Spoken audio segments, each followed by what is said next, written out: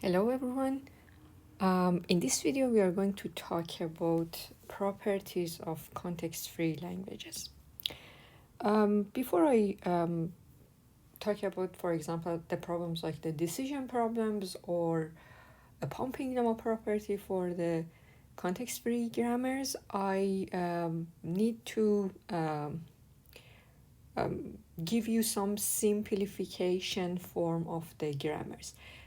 Basically, to be able to prove those properties, we have to force the grammar to be in some a specific format. It makes all the proofs much easier. That's why we simplify the grammars. So first I'm going to show you how, after you write a context-free grammar, how we can simplify our context-free grammar.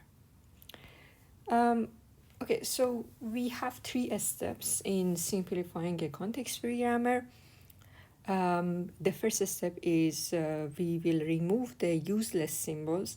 I will formally define what is a useless symbol, but intuitively this is going to be all the variables in your grammar that they are not contributing to generating any string.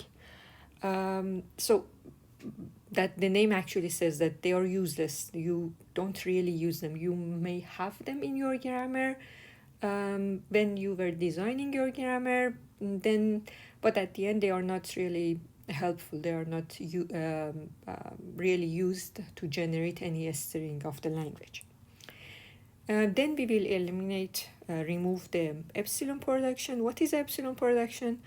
Any rule that, for example, a variable goes to epsilon, this is going to be called epsilon production. We will remove all of this, and it may help to simplify our grammar. And the last step is removing the unit productions. If I have a rule like A go to B, you can see that this rule, when you think about it, doesn't really help me when I'm generating a string. So we can remove them also and make our grammar simpler. These steps are important, and the order of them are also important. When you are simplifying a grammar, it is important that you first start with removing useless symbols, then remove epsilon production, and then remove the unit productions. If you change the order, the final result is not going to be correct. You may either actually need to repeat some of the other steps, and anyway, the safest way is that first remove the useless symbols, then you remove the epsilon productions, and then remove the unit productions. Okay, so to remove the useless symbols, I need to define what is useful. So anything which is not useful is going to be useless. We will say that a variable, intuitively, a variable is useful if it is contributing to generate any string of the language. So we define two properties for a useful symbol. When I'm talking about the symbols, I'm talking about the variables of the grammar. So a variable of the grammar is useful if it is generating. It means that this variable, after a set of rules, after you apply actually a set of rules, it at the end can generate some string which is going to be a terminal string. All the tokens in W should be some terminal tokens. Not only that, this is one property that a useful token should have. The other property is that your variable, your symbol, should be reachable from the starting symbol. So if your variable is going to contribute in generating any string, it should be reachable from the starting symbol, right? Any string that you generate in by this grammar, by the grammar that you have, is going to be started from the starting asset. You start from the starting symbol, and then you use a couple of production rules to generate a string. So if a variable is not reachable, you cannot reach to this variable from the starting variable, this is not going to help you to generate any string in the language, right? So any variable that doesn't satisfy any of these two properties, it is going to be useless. So you just keep those variables that does have both of these two properties. How I'm going to remove the useless symbols or tokens? I will first find all those variables which are not generating, remove them. Then I will find all those variables which are not reachable from the starting state and starting symbol and remove them. And again, these steps are important for me, that the order of them. First remove those which are not generating, then remove those which are not reachable. Otherwise, if you change the order, you may actually go wrong and keep some of the variables which are not useful. So let me show it to you over an example. Assume I have a grammar like this. I wanted to find the symbols, the tokens, the variables which are not generating and remove them. How to find them? I can actually define a recursive definition for a generating variable, and anything which is not generating, we will remove it.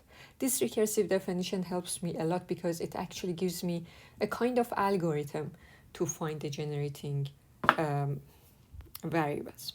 So what is the definition?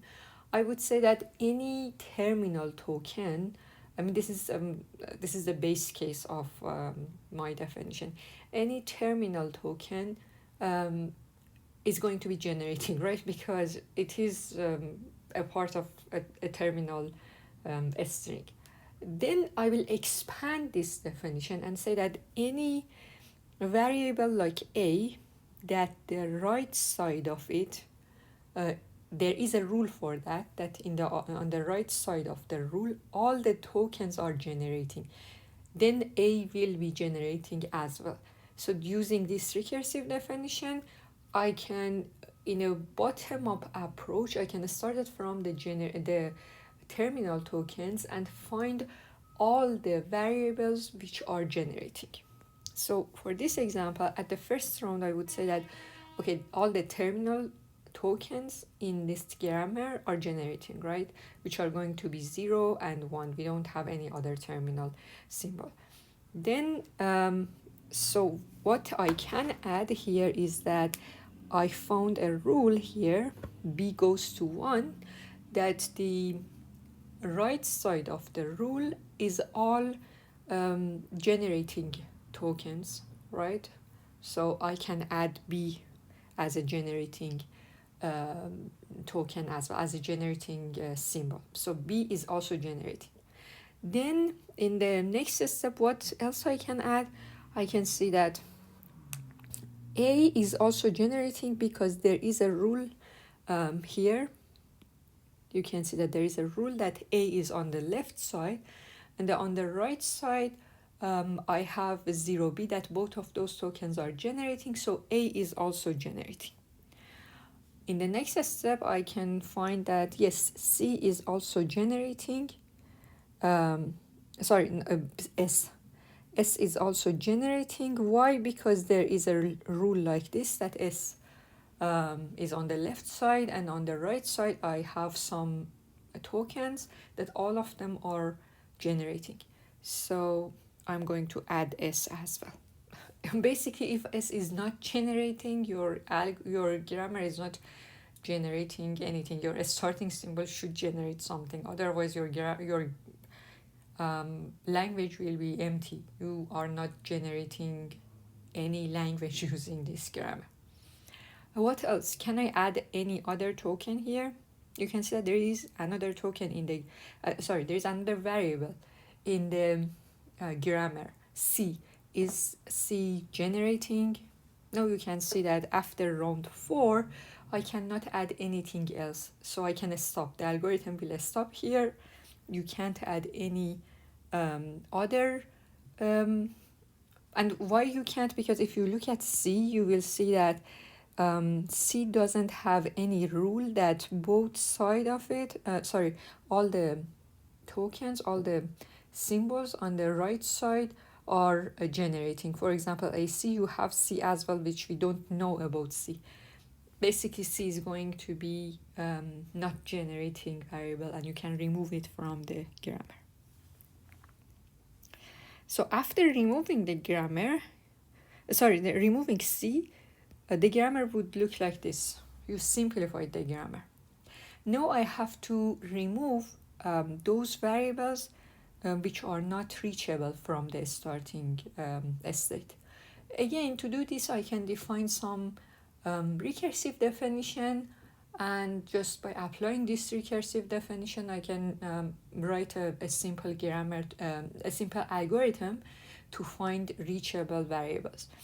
The definition for this case is that, okay, a starting symbol S is reachable itself, right? Then you would say that if there is, for any rule like this, where A, the left-hand side is reachable, I already know that A is reachable, all the tokens on the right-hand side, x1 to xk, all of these tokens are going to be reachable as well. So you will actually just grow and make the set of reachable variables, or the set of reachable token symbols, bigger and bigger. Let's apply this algorithm over our grammar and see. The first round, S is reachable. In the second round, you can say that, okay, there is a rule that S is on the left side, A, B is on the right side, so A and B, both of them are going to be reachable. Then there is a rule that A is reachable. We know A on the left side, A is reachable, so 0 and B are going to be reachable. So 0 is going to be reachable as well. Now you see that we define this reachability not only for the variables, we can define it for the terminal symbols as well. Because it is possible that you might have some tokens in the set of input alphabet that you don't really use them. Okay, so if the alphabet was something like 0, 1, 2, you would see that the alphabet can be actually bigger, but only 0 and 1 are really used in this grammar.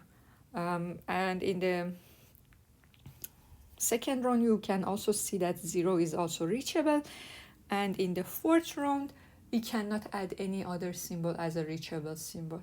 So all the tokens, all the symbols that we have in the grammar currently are going to be reachable. So you don't change the grammar anymore. We just remove all of the non-generating symbols. Then we try to find all the reachable symbols and remove the non-reachable symbols, which we didn't have any in this case. But I'm going to just emphasize here that the order is important. You first remove the non-generating symbols, then remove those symbols which are not reachable. Okay, the next step in simplifying a context-free grammar is eliminating the epsilon productions. So epsilon production is a rule that you directly, some rule like this, okay? But not only these rules needs to be removed, but also if, for example, I have a rule like A goes to B, but B also goes to epsilon, at the end you can say that yes, at A, after a couple of steps, we'll go to epsilon as well. We wanted to find all of those variables that has such a property, all of those variables that by applying a couple of steps, the variable will vanish. And by vanish, I mean the variable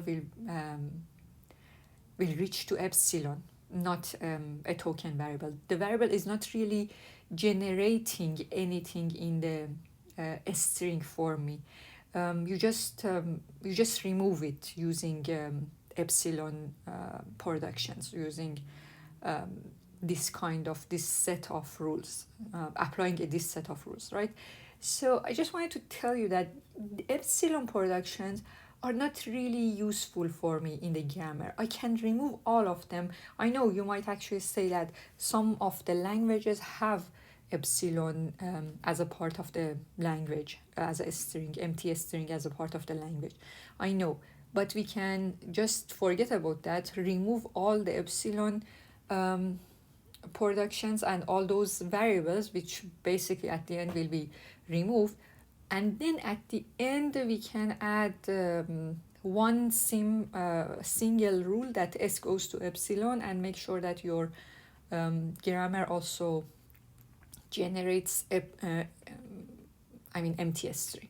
Okay, so here when you are removing epsilon production, just forget about the epsilon as a part of the language. Just assume that you don't have epsilon in the language. We just wanted to remove all the epsilon productions because they are not, you can think of it in this way, that they are not contributing in generating the string. They just make our grammar more complicated. That's why we wanted to get rid of them. So to remove this kind of variables, we define some notion here, which is called a nullable variable. We will say that a variable is nullable if after a couple of applying a couple of rules, it reaches to epsilon. Basically, the variable will vanish. It's not generating any terminal symbol. It just vanishes. So how to find the nullable variables? Be careful, I'm not talking about removing them yet. I just want to first find them. Then I will show you how to remove them, because when you are simplifying a grammar, you should make sure that at the end, the simplified form is generating exactly the same language.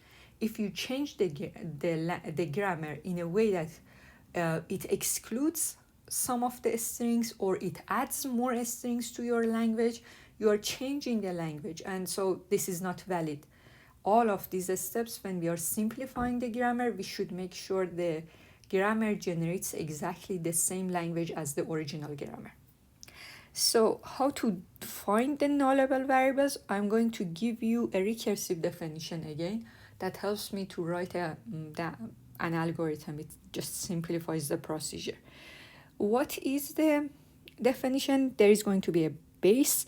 We will say that if there is any rule like a goes to epsilon, so a is going to be a nullable variable. This is just directly, we know that a goes to epsilon, a is nullable. Then we will say that if there is any rule like this, that a goes to some a set of variables, a set of symbols, that I know all of these variables are nullable. In that case, a is also nullable. Makes sense, right? Because if all of x1 through xa goes to epsilon, basically after a couple of steps, a also reaches to epsilon. If you start from a, you reach to epsilon. So this is the recursive definition. I can apply this recursive definition to find the nullable variables. After you find all the nullable variables, then we wanted to remove them. We don't want to remove the variables. We wanted to remove the rules that goes to epsilon, the rules that cause such a sequence. Okay, be careful. We don't want to remove the variables. We want to remove this kind of rules from the grammar. So how we can remove them? After you found all of the nullable symbols, we wanted to rewrite the grammar.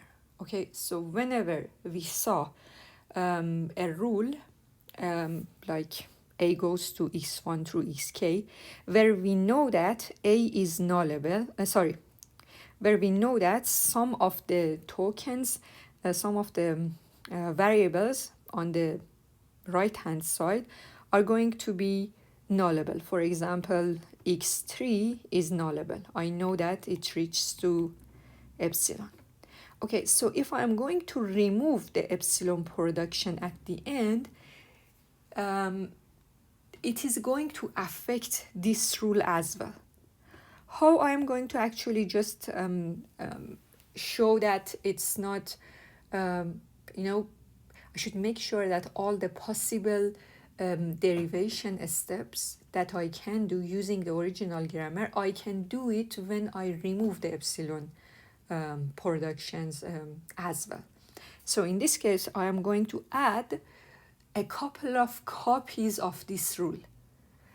I'm going to generate a couple of copies of this rule with removing all those variables which are nullable.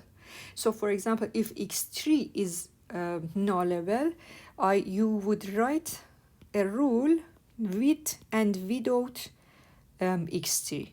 So like x1, x2, keep it and remove it. x1, x2, and then for example x4 to xk. Okay, we do this for all of the variables, all of those variables which are nullable. So if there are m number of nullable variables here, you would end up to 2 power m different combinations of this rule. So you add a couple of new rules to your grammar. All of those cases would assume that either this epsilon, this nullable variable exists or doesn't exist, right? If you have 2 states for each one, if you have m variables, you should consider all of them. It's going to be 2 power m different situations. For each of them, you have a copy of this rule. So instead of a goes to x1 through xk, this rule, you would add 2 power m copies of the rule that shows all of those situations. If all of the variables, one thing that you have to actually be careful here is that if all of the variables on the right hand side are nullable, 2 power k cases are going to also consider this case that a goes to epsilon as well, right? So don't add this rule, because at the end we don't want to have such a rule. Exclude this case and just generate 2 power k minus 1, 2 power k minus 1 copies of the rule. It might actually look a bit complicated. I'm going to show it to you over an example. Okay, assume I have a grammar like this. Be careful when you are removing the epsilon productions. You should first remove all the useless variables before removing the epsilon productions. In this grammar that we have, if you look at it, if you check it, you will see that all the variables are generating and all the variables are reachable as well. So I don't need to remove anything, but in general, if you are removing epsilon production, you should first remove the useless variables. Otherwise, you will generate a very complicated grammar. Okay, I will find the nullable variables first. I know that a and b, you have a direct rule. A goes to epsilon and b goes to epsilon. So I know that a and b are nullable in the first round. And in the second round, from this rule, I would also know that, okay, S is also nullable. A, B, and S, all of them are nullable. Okay, so now I'm going to remove the epsilon productions from the grammar. So basically, I need to rewrite the grammar. First, for what I'm doing is that I will check all of the rules in the grammar. If there is any nullable variable inside that, I will actually generate a copies of the rule. Okay, so the first rule is that S goes to AB. I am going to just rewrite this rule, because at the end I'm going to get rid of A goes to epsilon, right? I don't want to have this rule at the end. If I remove this, it also actually affects this rule. So I'm going to generate all copies of this rule that S goes to A only, because B can be can vanish, right? B can go to epsilon. Or S goes to B. Okay, I'm adding not only S goes to A, S goes to B. Why? Because A can vanish, right? I also keep the original form, S goes to AB. But you can see that both A and B on the right hand side are nullable. If I remove both of them, I am going to add a rule like this, right? I don't want the rules like this, so I will stop. So I will replace S with 3 rules. S goes to A, S goes to B, or S goes to AB. Okay, I'm done with the first rule. I will look at the next rule that I have. A goes to 0, AA. Again, on the right hand side of the rule, I have some nullable variables, right? I'm going to just consider removing or not removing each of them. So because I have 2 nullable variables, it's going to give me 4 different conditions. So I would have something like A goes to 0A, I remove the last one. Or you can actually remove the first one, the first A, so it's going to be 0A again. Or A goes to, you remove both of them, or you keep both of them, 0A. Okay, it gives me 4 rules, but you can see that these 2 are basically the same, so I can just simplify it and write it as 3 rules, only because one of them is repeated. Okay, so at the end I will actually end up to these 3 rules that will be added to the grammar. The next rule to rewrite is B goes to 1 BB. Again, on the right hand side of this rule, I have some variables which are nullable. I will consider all the possible cases that you remove or keep these variables, all possible cases, which is going to give me 4 cases, very similar to the previous rule. It is going to give me 1, 1B, 1B, 1BB, which these 2 are repeated, so at the end it gives me 3 rules. Okay, so I have rewrite all of the rules. Now I can get rid of the epsilon rules. So A goes to epsilon will be removed, B goes to epsilon also will be removed from the grammar. This is going to be the final grammar that I have. Let me show you another example. Consider this grammar. We wanted to remove the epsilon productions. Again, I am emphasizing that before removing the epsilon production, you have to remove the useless variables, symbols. That here we don't have any useless. If you check the grammar, you will see that there is no useless variable. So I'm going to directly just talk about removing the epsilon productions. First, find the nullable variables. So directly from the last 2 rules here, I know that C and D are going to be nullable. Then based on that, I can see that A is also nullable. Okay, so I would have 3 nullable variables, A, C, and D. Now I have to rewrite the rules in the grammar by just removing these nullable variables. I mean, consider having them or not having them. So as you can see, all of these rules are going to be affected.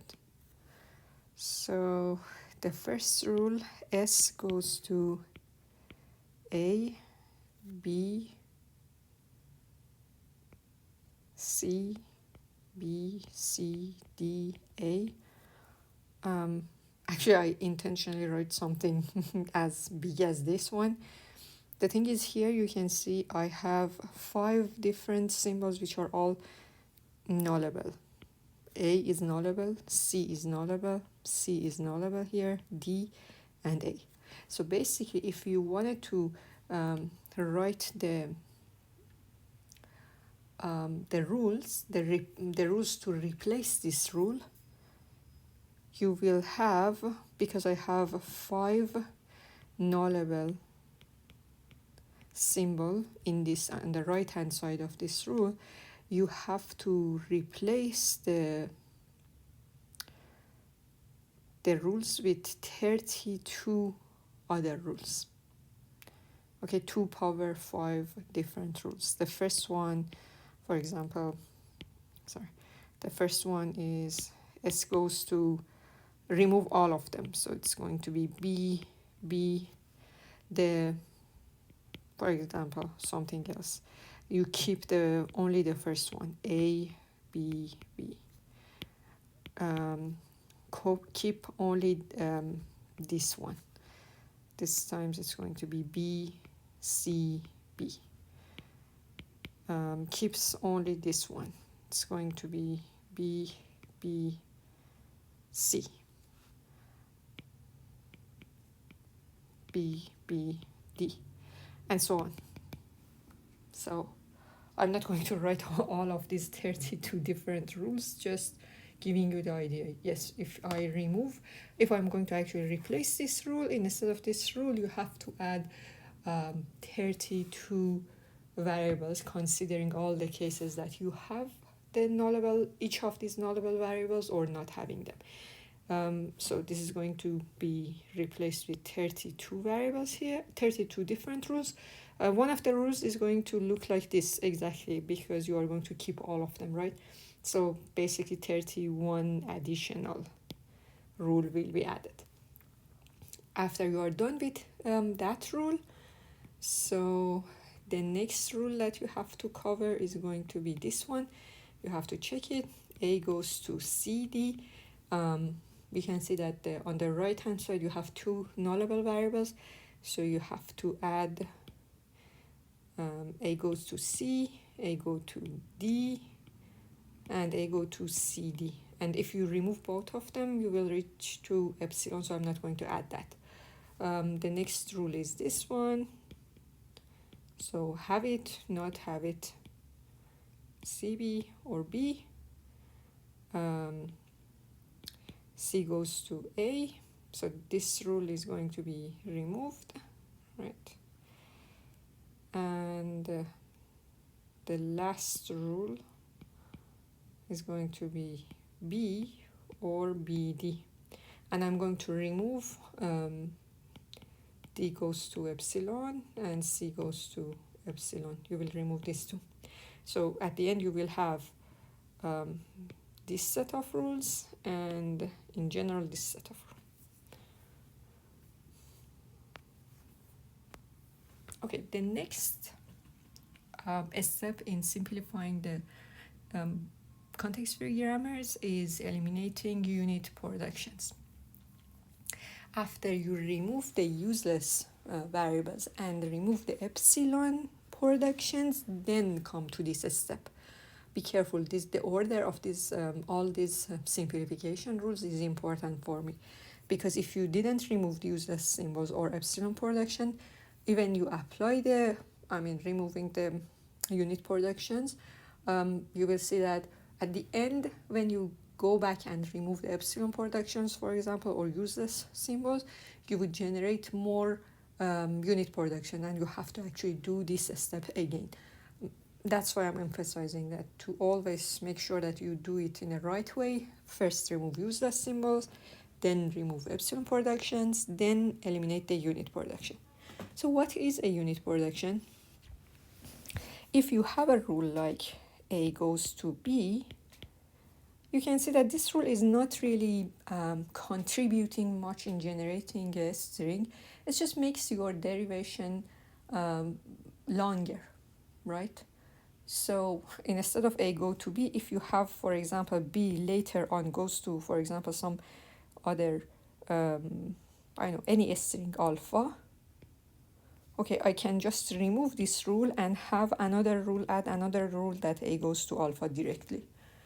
so there is no point in keeping the unit productions, rules like A go to B.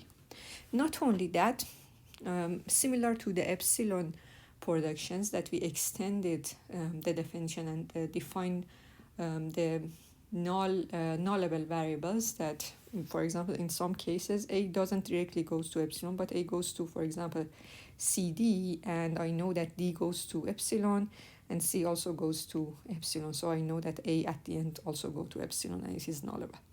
So similar to that, I'm going to, here, if you have already removed all the epsilon production, I am going to find all the paths that A, after a couple of steps, reaches to B. If you had such a set of steps that, for example, A goes to something else, and that something else goes to something else, and that something else goes to B. If you have already removed the epsilon productions, you would make sure that whatever you have in these steps, all of them are going to be a single symbol. For example, something like, I know, C, something like D. So all of these paths can be removed. Not only A go to C, A go to D, A go to B, all of these paths, all of the variables along the path can be removed. You don't really need to go through these paths, right? At the end, if you had, I don't need, the point is that I don't need such a path. I can actually just say that if B at the end is supposed to go to some string alpha, which is not a single variable, I can just get rid of the whole path here and directly just say that, okay, A go to alpha. Okay, add such a rule instead of having such a chain of variables, just moving through the variables. So how to find such chains? We can, after you remove the epsilon productions, you can just create a graph that in your graph the variables are going to be the nodes, and the edges are going to be the productions that, for example, A goes to B. So if you had a rule like A go to B and then B go to C, C go to A, B, you would create a graph like this, that A goes to B, B go to C, and so on. So in this actual graph, you just need to find such a reachability path that A reaches to C through this path.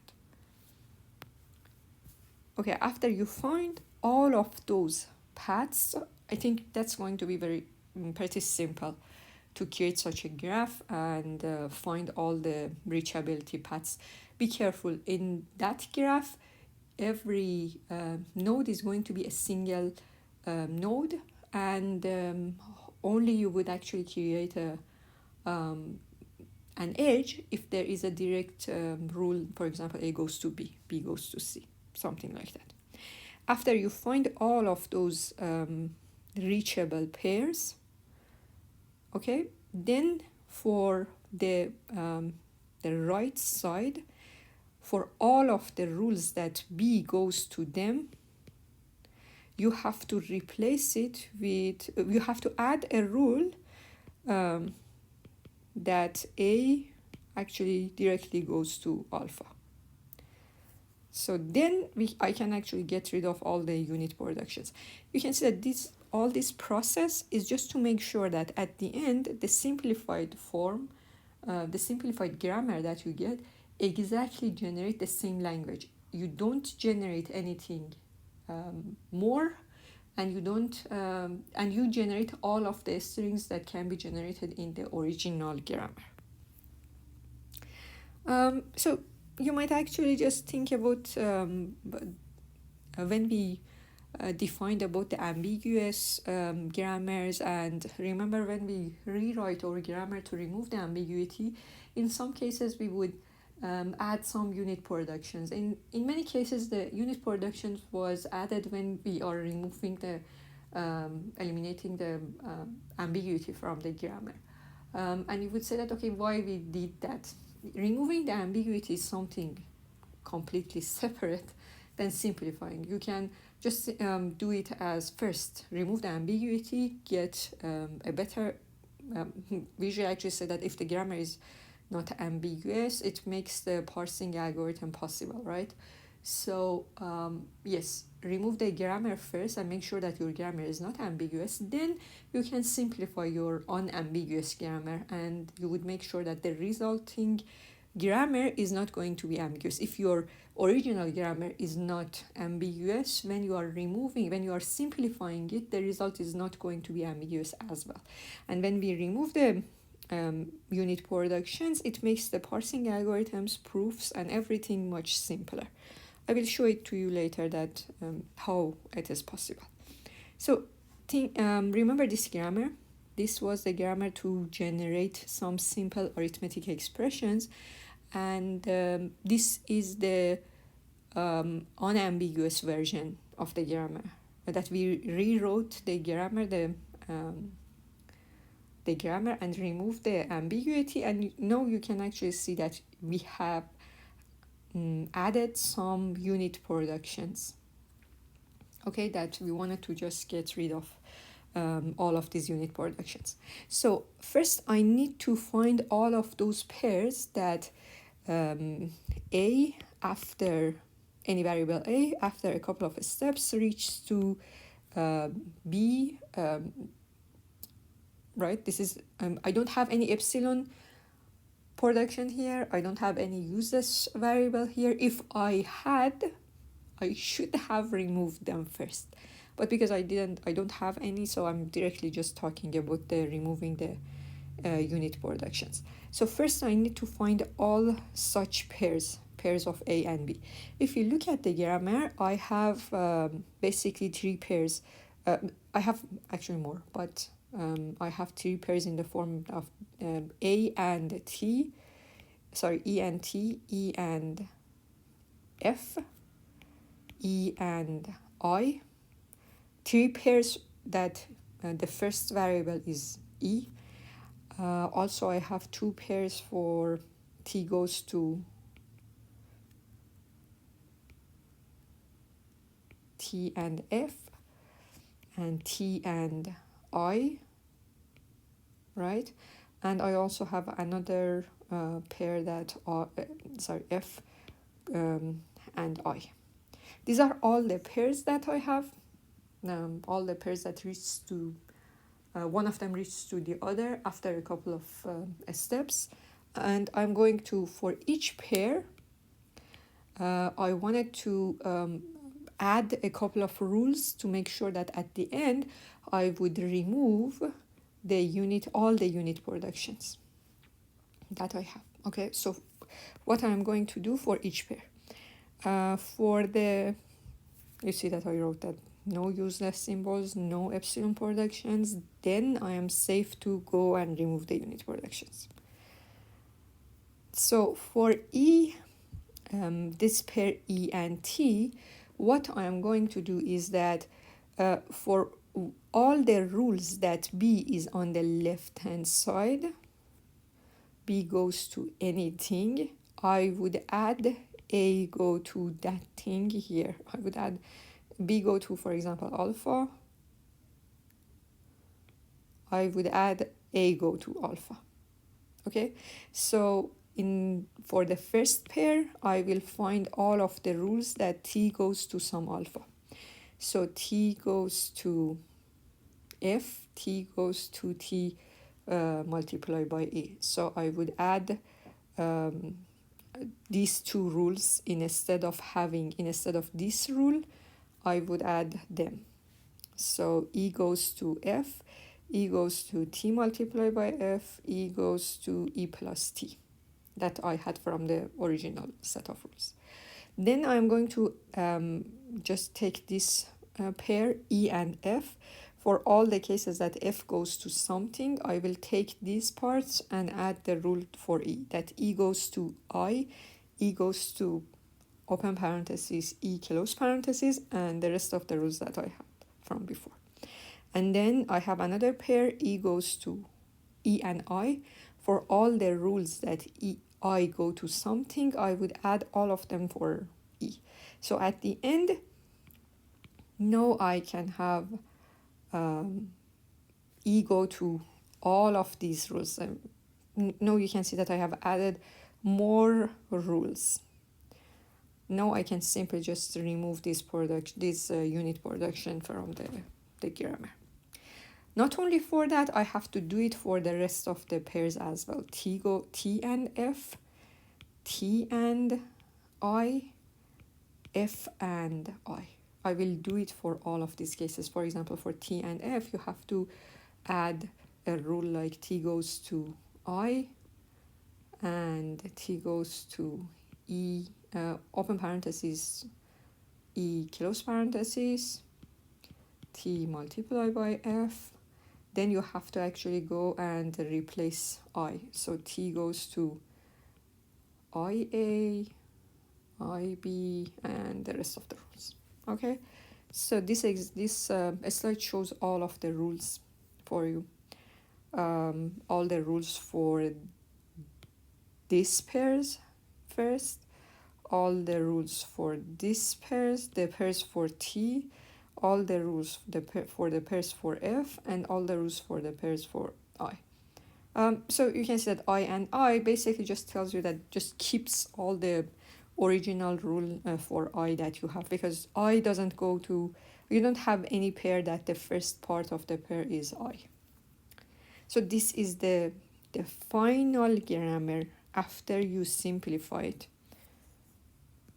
So you might actually ask that this is the original grammar, this is a simplified grammar. You don't have any useless variable, you don't have any epsilon production, and you don't have any unit production.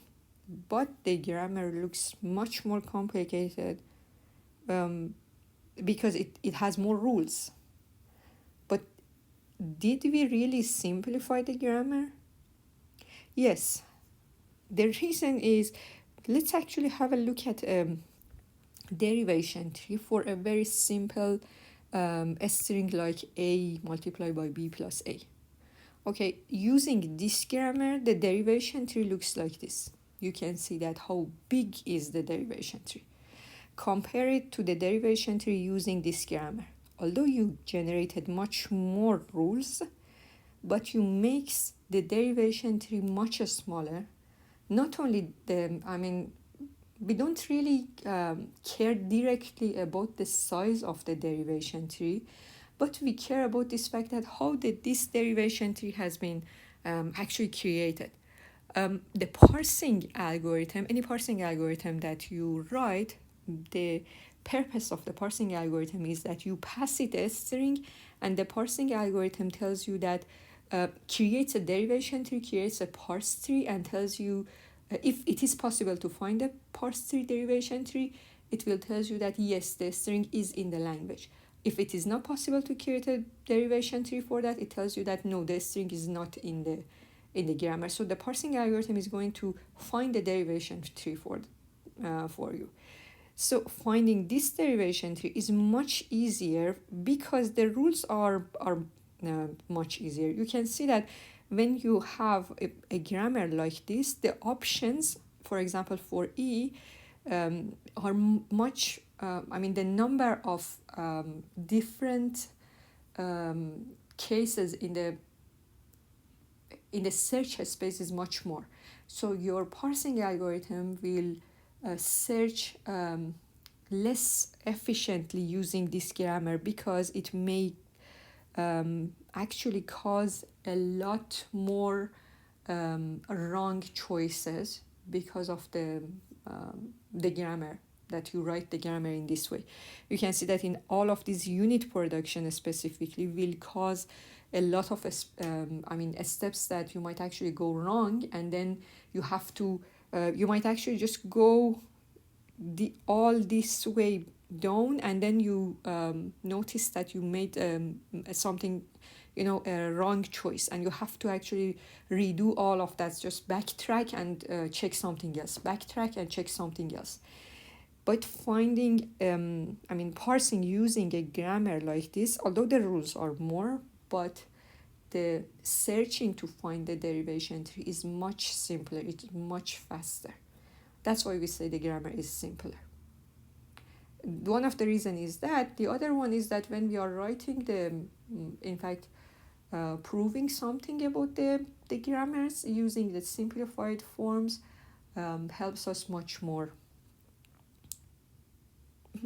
Sometimes it's not even possible to prove some properties if you haven't simplified the grammar. So now that we have simplified our grammar, I'm going to show you one more step of converting your grammar to a specific form. After you simplified it, you can write your context-free grammar in Chomsky normal form. What is Chomsky normal form? We would say that a context-free grammar for a language without epsilon. Just think about it in this way, that maybe your grammar, your language also includes epsilon, okay? We don't care about that. Just exclude epsilon from the language, create the grammar, simplify it, okay? At the end, we can always just add epsilon at the very last step, so don't worry about that at this point. Just assume that you have a context-free grammar and which generates a language which doesn't include the epsilon. We can say that this grammar is in Chomsky normal form if all the rules are in some specific format. Either they are in this form or in this form, which says that a variable goes to two other variables, both b and c should be variable on the right hand side, or the variable directly goes to just a single terminal symbol, just a token from your alphabet, nothing else. No other rule is acceptable. So if you write your context-free grammar, if it is in Chomsky normal form, all the rules should be specifically in these two forms. Either a variable goes to two other variables, or a variable directly goes to a terminal symbol, just a single terminal symbol. This is important for us. It makes, when we are talking about the pumping lemma, we wanted to actually prove it using this Chomsky normal form. But the first question that might come to mind is that, is it possible to write all of the context-free grammars in Chomsky normal form? Yes, whatever is your context-free grammar, we can rewrite it in Chomsky normal form. We can convert it to Chomsky normal form. There are some theorems about that, and we can prove that every context-free grammar can be converted to Chomsky normal form. Why? Because basically that proof is a kind of a constructive proof. I'm going to show you exactly how to convert any context-free grammar to Chomsky normal form.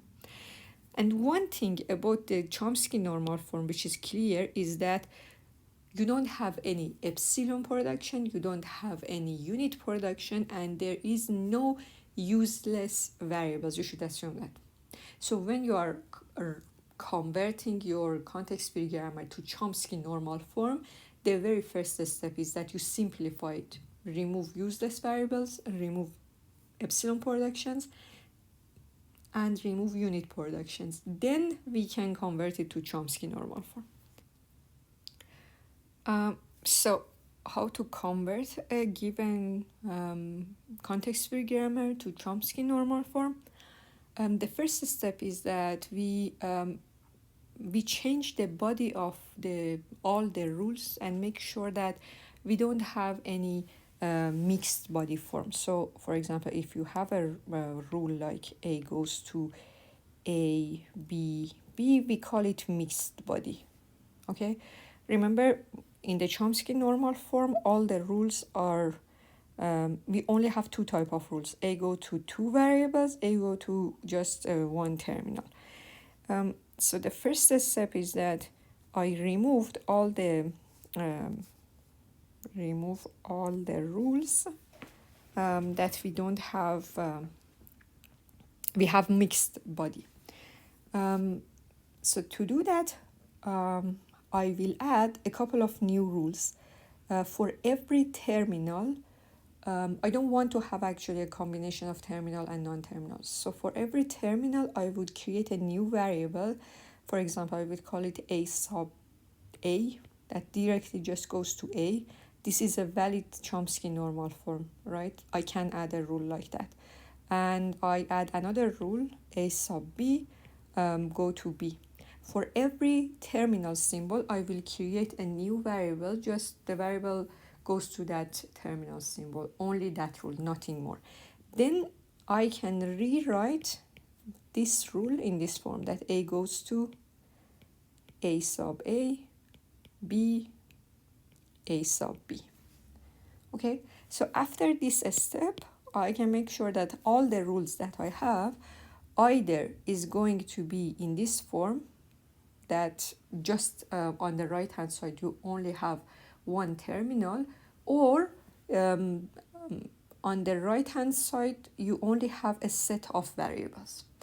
So in the next step, what can I do is that I will rewrite the rules in this form, that on the right hand side you have more than two variables. If you have two variables, that's the valid Chomsky normal form, right? So we don't touch them. If you have more than two variables, I will rewrite the this right hand side by adding more rules. Let me actually show it to you over an example. For example, if I have a rule like A goes to B, C, D, E, what can I do is that I will add this, I will replace this rule with this set of rules, that A goes to B, and a new variable I will define as, for example, X, whatever name you can give it, where X itself goes to C. You can say that X is supposed to actually go to this part, right?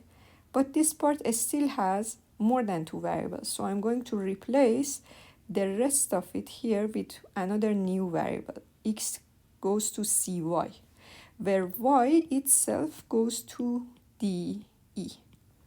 Okay, so instead of having a rule like this, I'm going to add three new rules, that all of these rules are going to be valid Chomsky normal form.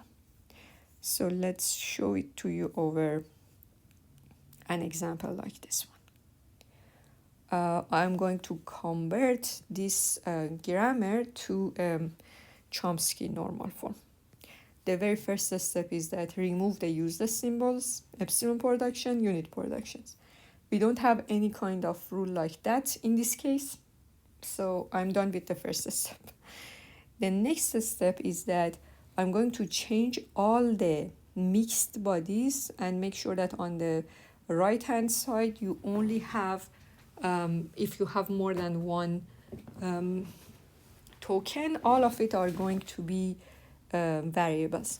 So to do that, I will check all of the rules one by one. This the set of rules for S is valid. I need to add two new rules for example, write A sub 1 that goes to 1, A sub 0 that goes to 0.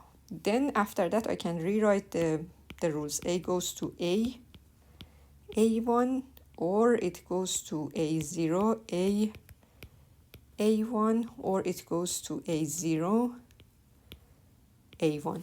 You see that all of the rules will be converted only having variables on the right hand side if the length is more than 2. If you only have actually 0, just keep it. So for B, I am going to write as A sub 0, B, and keep 0. It is correct to just keep it as 0. This is a valid Chomsky normal form. And for C,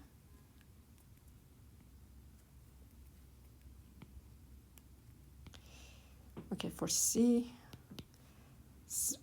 A1, C, or 1. Okay, after you get the set of rules that all of the rules, the body of the rules are going to be, all of them are going to be just variables or just a single terminal symbol, then I'm going to just rewrite the rules to have only two variables on the right hand side. So this part is valid. I don't need to change that. I need to change this one, that I can add a couple of rules here that A goes to, why am I sticking to A? I don't know. S goes to B, and add a new variable. Let's just actually just call it y1 or whatever name that you wanted to actually give to it. Y1 goes to A, Y2, and Y2 goes to BC. Okay, so replace this part with these three rules. Then you do the same actually for this part as well, that A goes to x0, T1, for example, T1 goes to A x1. And that's it. I think all of the rest of the rules that you have, they are valid in Chomsky normal form. So at the end, you would end up to a set of rules like this. This grammar is going to be a valid Chomsky normal form. We see that actually the proof was a constructive proof. At the end, for all of these steps that I showed you, removing the epsilon, removing unit productions, removing useless variables, or converting to Chomsky normal form, we have to prove that the new grammar that you generate is generating exactly the same language that you had as the original grammar. But I'm skipping the proofs. I think the idea is that it's very intuitive, but if you are interested to see the proofs, they are available in your textbook. Just one last note about the languages that has the epsilon. In all of the topics that we discussed so far, we assumed the language doesn't have epsilon, or just we put it aside.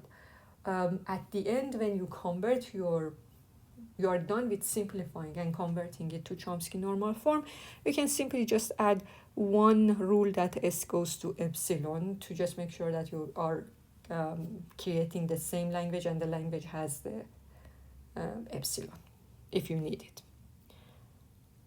So I'm going now to just add one more thing about the properties of the Chomsky normal form. If your grammar is in a form of a Chomsky normal form, I can prove that for all the parse trees, for every string generated by a grammar in Chomsky normal form, the parse tree has a specific property which creates a relationship between the height of the tree and the length of the strings that you are generating.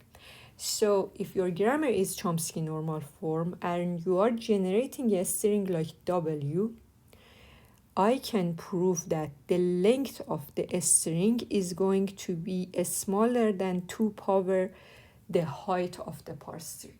It doesn't matter what is the grammar, it doesn't matter what is the string. The parse tree that you would create, one thing, the parse tree definitely is going to be unique, but we don't know that what would be the shape of the parse tree. It completely depends on the string and also the grammar, right? But I can prove that for any grammar in a Chomsky normal form,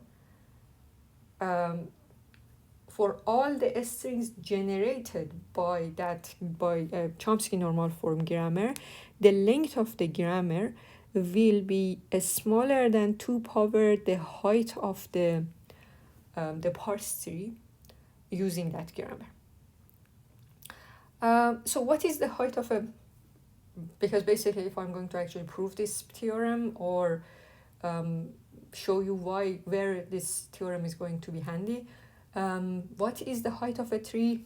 Remember, the height of any node in a tree is going to be the distance to a leaf node, right? So in your parse tree, the leaf nodes are going to be the terminal symbols, and the height of the tree is going to be the distance from the root to the maximum distance from the root to any leaf node. Okay, so it tells me that, I mean, this theorem, the important thing about this theorem, before I actually show you the proof, the important thing about this theorem is that this theorem helps me to actually get some, some lower bound for the height of the parse tree. There is a couple of properties about the parse tree generated by Chomsky normal form grammar. In your parse tree, the parse tree is going to be a binary tree, which is a full binary tree. What does this mean? It means that if you forget about the leaf nodes are terminals, right? If you forget about the leaf nodes, for example, if I have a parse tree like this, let's just forget about the final leaf nodes, but for example, something like this. If you forget about the very last step, the rest of the tree is going to be a binary tree, which is a full binary tree. What does this mean? It means that every node is going to be either a leaf node or it has exactly 2 children. Why? Because all the internal nodes are going to be marked using some variables, right? Probably the root is going to be S. Okay, A, I don't know, B, A, B, something like that. Okay, and because the Chomsky normal form forces you to have the rules like A goes to AB or whatever, the rules on the right hand side are going to just have we are forgetting about the last steps, so all the rest of the rules that you will apply to create a tree would be in this form. That's why the tree is going to be a binary tree and it's going to be a full binary tree. Okay, so this theorem will tell me something about the height of the tree. You have a string. I know that whatever is the parse tree, there is going to be a lower bound for the height of the parse tree. So if I have a string of length, for example, 64, what does this tell me? The theorem tells me that the height of the tree 2 power h minus 1, whatever is the height of the tree, this is going to be greater than 64. It will tell me that there will be some lower bound for h. H is going to be greater than 7. Why? Because, for example, 64 is 2 power 6, right? If it is going to be less than or equal to power h minus 1, it gives me a lower bound over the height. And this lower bound is important because this is exactly something that we will use it in pumping lemma for context-free languages. Yes, there is a lemma, we call it pumping lemma for the context-free languages, which is kind of similar to the pumping lemma for the regular languages. Remember, we discussed about the pumping lemma in regular languages and show that if your language is regular, that pumping lemma holds for the language. For any regular language, the pumping lemma for regular languages holds. We are going to show you something similar to that for context-free grammars. And why this is important, this property? Because it helps us to show some languages are not context-free language, because the pumping property doesn't hold for them. Okay, so this is where we are going to use this theorem. Based on the length of the string, I can actually find some lower bound for the height of the parse tree. And how to prove that? Basically, I can use some inductive proof. Already, I think this is going to be intuitive for you, but I'm going to actually just discuss it. We will actually prove it using an induction over the height. If the height of the tree is 1, this is going to be the base of the induction. If the height of the tree is 1, the theorem we should prove that the theorem holds. The theorem tells you that 2 power 1 minus 1, 2 power 0 will be 1. The length of any string that can be generated using a tree with height 1 is going to be at most 1. And I think this is clear because it just tells you that if the height of the tree is 1, you can just directly go from s to some variable. If you use any other rule, you would create a larger tree. The height of the tree will increase. So this is going to be the shape of your tree. The height is 1, and because we don't have any epsilon production, unit production, or anything else, definitely this is going to generate a string for you, and the length of the string is exactly 1. Right? The theorem holds. So the inductive part of it is that we would assume the theorem holds for k minus 1. We should prove that it holds for k. When the height of the tree is k minus 1, the theorem holds. We should prove that it holds for k as well. So any tree of height k, any parse tree of height k, basically has been generated by merging two subtrees, right? That the height of one of them, at least one of them, is going to be k minus 1. I don't know which one, but the height of each one is going to be at most k minus 1.